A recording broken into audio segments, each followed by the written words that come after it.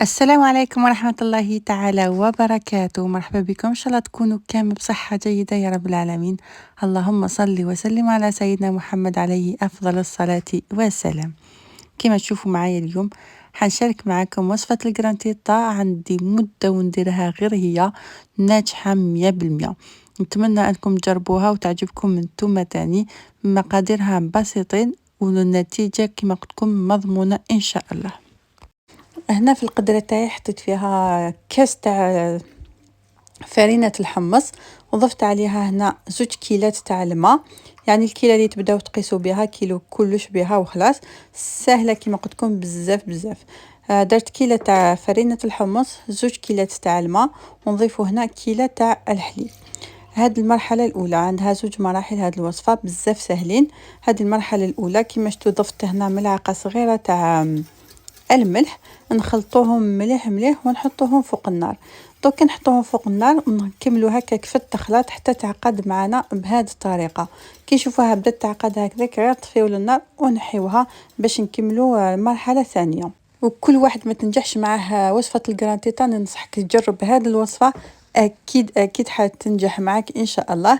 يعني كما يقولوا الناس اللي ما تنجح لهمش، انا مع الاول ما كانش تنجح معايا وصفة الجرانتيتا حتى اكتشفت هاد الطريقة ملي وليت اعتمدتها. دوك الحمد لله كل ما نديرها تجي هايلة.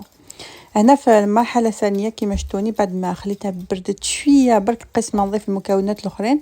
ضفت هنا نص كيلة تاع الحليب، يعني كلش درت كاس ونص تاع الحليب، كاس مع الاول ونص كاس مع الاخر. وضفت هنا ثاني ربع كاس تاع الزيت، نخلطها مليح باش نضيف ثاني حبة بيض. قلت لكم هنا كل حاجه تضيفوها خلطوها تو سويت، بما انه هاد الكرانتيتا راهي ديجا سخونه، خاصه بالنسبه للبيض باش ما يطيبش معاكم خلطوا مباشره حتى تخلط معاكم مليح باش تضيفوا المكون الاخر اللي هو شويه خميره. كيما شفتوا درت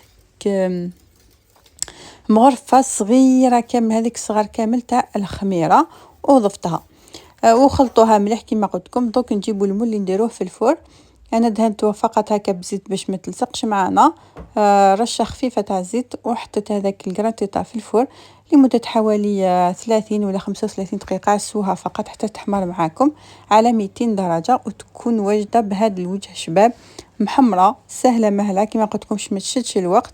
وزيد يعني سهله باش ياكلوها خاصه على 12. الدراري يقدروا ياكلوها في السندويتشات خاصه دوك مع الدخول المدرسي، ولا كي يجيو هكا على 12 ما كاش بزاف الوقت ديري جواز كبير ولا عبسه كبيره. هذه سهله مهله واحد يحطها في الساندويتش او كمل مع الفطور ما شاء الله. انا كما تشوفوا معايا كانت سخونه بزاف، حاولت اني نقطعها باش نوريها لكم، لكن دوك تشوفوا القوام تاعها مازال سخونه بزاف، معناتها كي جايه كي شغل لا بوري ماشي شاده في روحها لانها سخونه بزاف.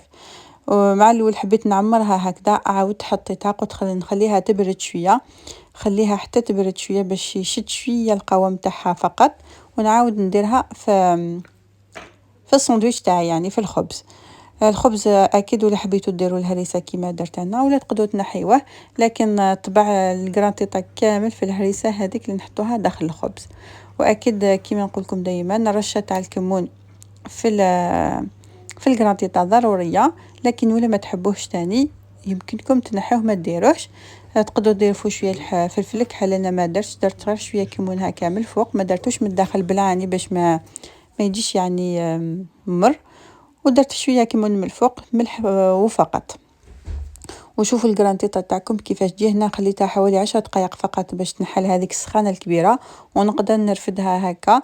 القوام تاعها يجي هايل، ما عندوش الطبقه الخشينه هذيك ولا حتى لو كان تبرد. هنا كي بردت كامل العشيه كامل حوالي اكثر من 6 سوايع عليها، جيت نوريها لكم كيفاش داير القوام تاعها بعد ما تبرد. لا طبقه خشينه لا حتى حاجه، تجي هايله وتقعد هكذاك كي الفلوس. شهيتكم ان شاء الله في الجنه. اكيد ولا حبيتوا تجربوها جربوها على ضمانتي تنجح لكم ان شاء الله. ولا جربتوها شاركوا معنا تطبيقاتكم هنا في التعليق هكا باش الناس اللي يجي جدد يقدروا يشوفوا تعليقكم يقدروا يجربوها هما تاني. الى هنا نقول لكم يعطيكم الصحه المشاهده. ان شاء الله الفيديو تاع اليوم عجبتكم، احنا نتلاقى في فيديوهات جايه ان شاء الله. مع السلامه.